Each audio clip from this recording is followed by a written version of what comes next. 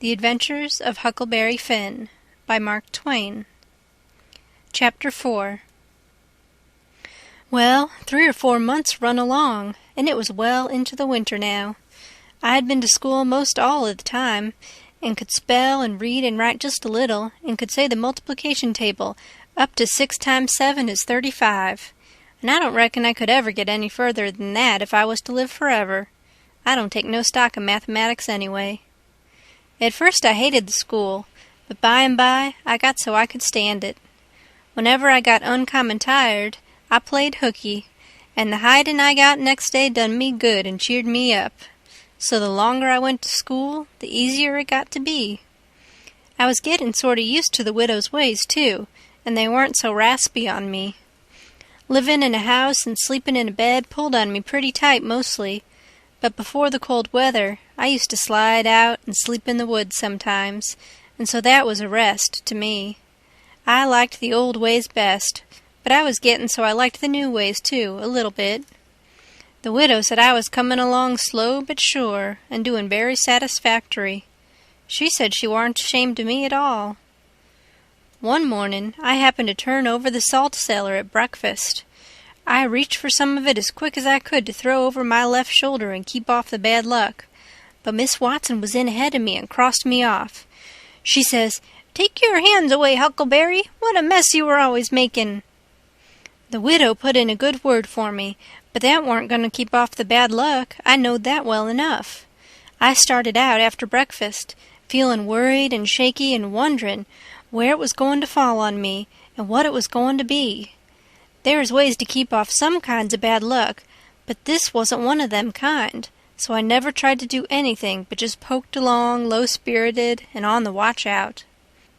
I went down to the front garden and clumb over the stile where you go through the high-board fence. There was an inch of new snow on the ground, and I seen somebody's tracks. They had come up from the quarry and stood around the stile a while, and then went on around the garden fence. It was funny they hadn't come in after standing around so. I couldn't make it out. It was very curious somehow. I was going to follow around, but I stooped down to look at the tracks first. I didn't notice anything at first, but next I did. There was a cross in the left boot heel, made with big nails to keep off the devil. I was up in a second and shinnin' down the hill. I looked over my shoulder every now and then, but I didn't see nobody. I was at Judge Thatcher's as quick as I could get there. He said, "Why, my boy, you are all out of breath. Did you come for your interest?" "No, sir," I says. "Is there some for me?" "Oh, yes. A half-yearly is in last night. Over $150, quite a fortune for you. You had better let me invest it along with your 6,000, because if you take it you'll spend it." "No, sir," I says, "I don't want to spend it. I don't want it at all, nor the 6,000 nother. I want you to take it. I want to give it to you, the 6,000 and all." He looked surprised. He couldn't seem to make it out. He says, "Why, what can you mean, my boy?" I says, "Don't you ask me no questions about it, please. You'll take it, won't you?" He says, "Well, I'm puzzled. Is something the matter?" "Please take it," says I, "and don't ask me nothin'. Then I won't have to tell no lies."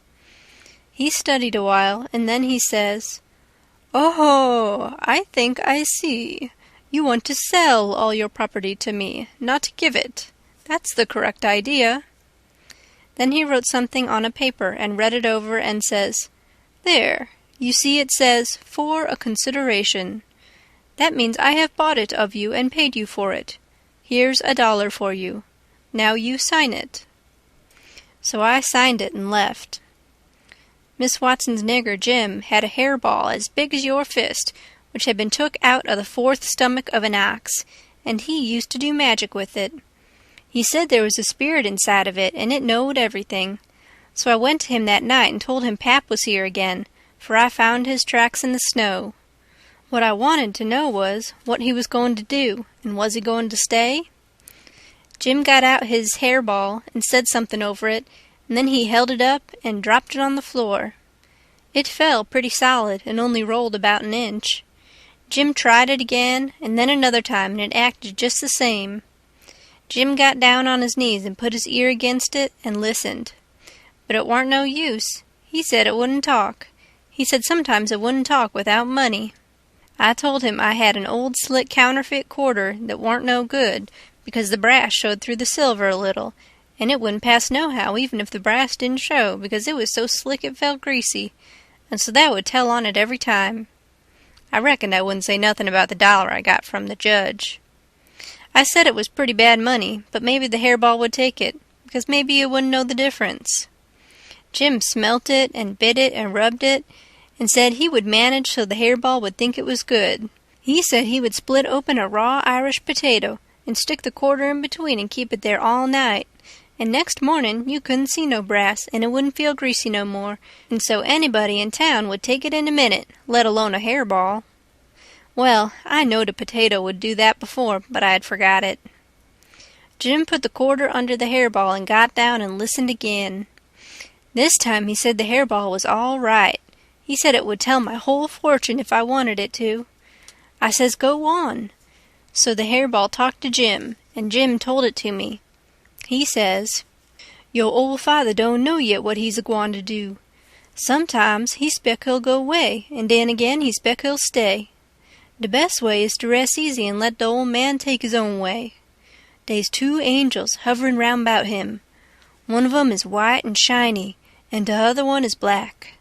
The white one gets him to go right a little while, then the black one sail in and bust it all up. A body can't tell yet which one gwine to fetch him at the last, but you's all right. You gwine to have considerable trouble in yo' life, and considerable joy. Sometimes you gwine to get hurt, and sometimes you gwine to get sick, but every time you's gwine to get well again. Dey's 2 gals flyin' 'bout you in yo' life. One of 'em's light, and the other one is dark. One is rich, and the other's po'. You's gwine to marry the po' one first, and the rich one by and by. You wants to keep away from the water as much as you kin, and don't run no risk, case it's down in the bills that you's gwine to get hung." When I lit my candle and went up to my room that night, there sat Pap his own self.